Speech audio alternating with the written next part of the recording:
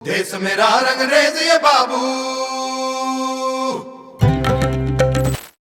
माननीय भारत के मुख्य न्यायाधीश महोदय, सादर प्रणाम। मैं एक कॉकरोच बोल रहा हूँ, वही कॉकरोच जिसका नाम आपने उन बेरोजगार युवाओं, पत्रकारों, आरटीआई कार्यकर्ताओं और सवाल पूछने वालों के लिए इस्तेमाल किया। सोचा इतने बड़े संवैधानिक पद से हमारा नाम लिया गया है तो धन्यवाद देना तो बनता है। महोदय, हम कॉकरोचों की एक विशेषता होती है कि हम सबसे कठिन परिस्थितियों में भी जीवित रहते हैं। अंधेरे में, सीलन में, गंदगी में, टूटती दीवारों के बीच भी हम किसी तरह अपना अस्तित्व बचाए रखते हैं। इस दृष्टि से देखा जाए तो आपकी उपमा बिल्कुल गलत भी नहीं है।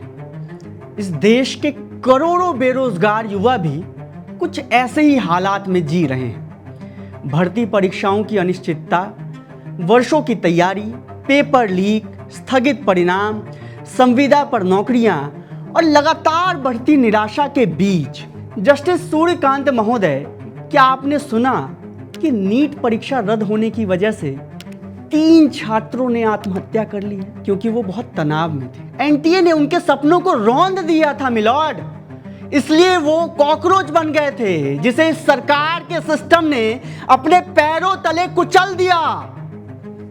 इस देश के युवाओं को कॉकरोच बना दिया गया है मिलॉर्ड, ठीक वैसे ही जैसे काफका की किताब मेटामॉर्फोसिस का किरदार ग्रेगोर सैम्सा एक दिन सुबह उठता है और पाता है कि वो कॉकरोच बन गया है। इस देश की जवानी को भी मनुष्य रहने नहीं दिया गया है, उसे कॉकरोच बना दिया गया है।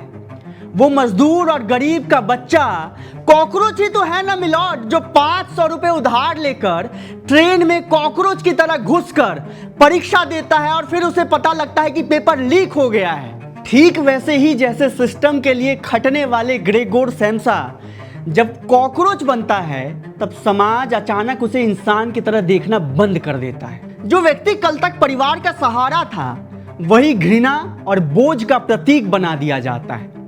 दोनों को ही कॉकरोच रद्दी सिस्टम नहीं बनाया है मिलॉर्ड।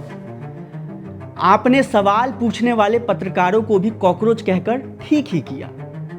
सिस्टम गंदगी साफ करने के लिए कुछ पत्रकारों को कॉकरोच बनना ही पड़ता है ताकि वो भ्रष्टाचार के अंधेरे में जाकर रिपोर्ट कर पाएं। आपको पता है इन कॉकरोचों के साथ क्या हुआ? आपके सिस्टम ने पैरों तले कुचल कर इनकी जान ले ली। मुकेश चंद्राकर तो आपको याद ही होंगे, वो जब सड़क निर्माण में घोटाले की कहानी दिखाई उन्होंने तो उनकी लाश सेप्टिक टैंक से बरामद हुई। वही सेप्टिक टैंक जो हमारा घर होता है।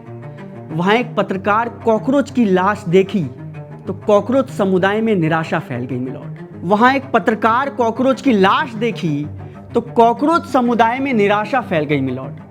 कॉकरोच परिवार ने पत्रकार कॉकरोच की लाश उठाई ही थी कि पता लगा कि एक दूसरे प्रदेश में दूसरे पत्रकार कॉकरोच की भी मौत हो गई। कहता था कि क्रांति करेगा कॉकरोच बनकर। बताइए। अच्छा मिलॉर्ड, आप मुझ पर मानहानि का मुकदमा ना करें तो एक बात कहूं, आपका सिस्टम भी तो गंदगी और अंधेरे में ही है ना, जहां कॉकरोच घूम सके। सुना है सुप्रीम कोर्ट से लेकर के हाई कोर्ट के जज तक फैसला सुनाकर अगली सुबह किसी पार्टी में शामिल हो जाते हैं। गुस्ताखी माफ मिलॉर्ड, मैं कॉकरोच हूं और मेरी इतनी औकात नहीं कि आपसे सवाल पूछ पाऊं।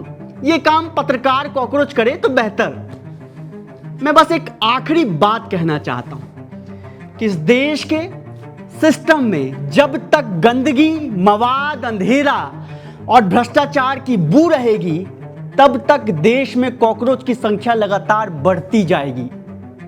तमाम धन दौलत, गोला बारूद लगाकर भी आप हमें नहीं मार पाएंगे। इन सब से कॉकरोच नहीं मरा करते। सिस्टम के सताए हुए लोग आखिर में कॉकरोच ही बनते हैं मिलॉर्ड। एक तिलचट्टे ने इतनी हिमाकत की, इसके लिए माफ कीजिएगा। मिलॉर्ड, मैं आपसे पहली और आखिरी बार मुखातिब हो रहा हूं। एक पत्रकार कॉकरोच को कहते सुना कि उमर खालिद अभी भी जेल में है और एक दूसरे पत्रकार कॉकरोच ने यह सूचना दी कि सुप्रीम कोर्ट ने अनुराग ठाकुर और प्रवेश वर्मा को हेट स्पीच मामले में क्लीन चिट दे दी है। गद्दारों को गोली मारो, सालों को, देश के गद्दारों को पीछे तक आवाज आनी चाहिए, गिरिराज जी को सुनाई दे। जहां जहां ये आपको दिखाई दे, मैं कहता हूं अगर इनका दिमाग ठीक करना है, इनकी तबीयत ठीक करनी है, तो एक ही इलाज है, वो है संपूर्ण बहिष्कार।